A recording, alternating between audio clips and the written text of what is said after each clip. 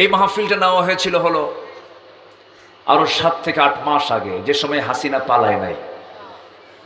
এখন হাসিনা আছে? আজ থেকে আছে? কোথায় গেছে?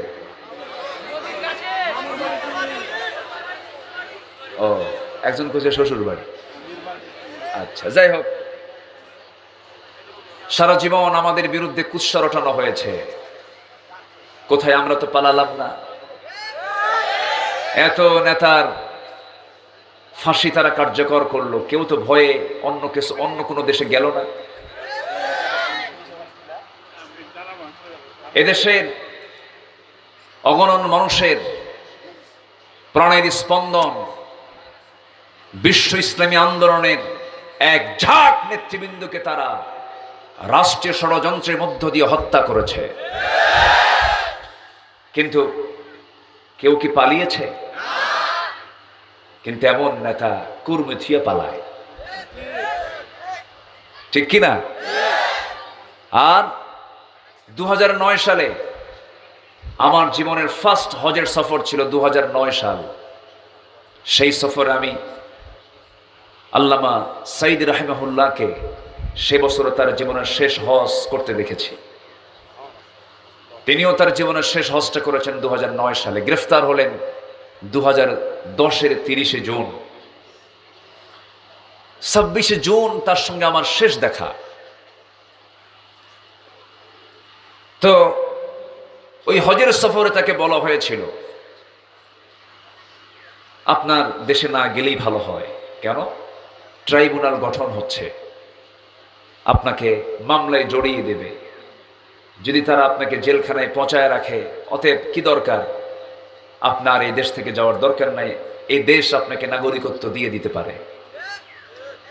জবাবে তিনি বলেছেন, আমার কর্মী, আমার দেশ, আমার মা, আমার সন্তান, আমার পরিবার, আমার দ্বীনি ভাইরা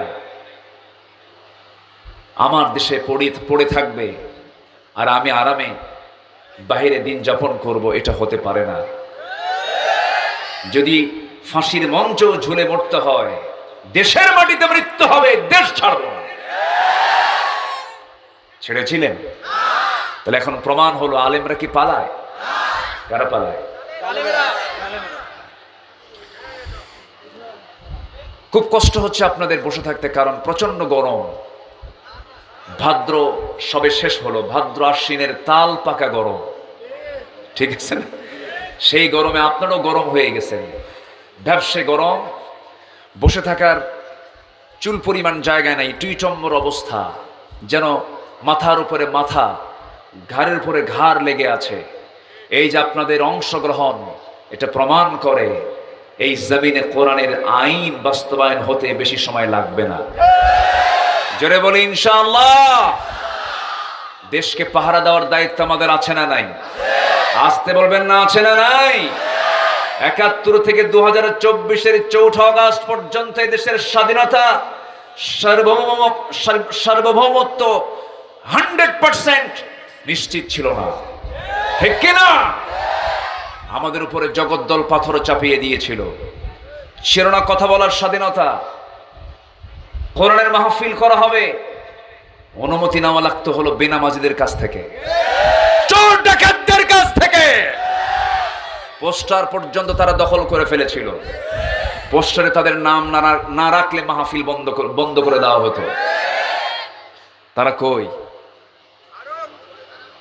তারা কোথায় এখন? মাহফিল এসে দেখে যান।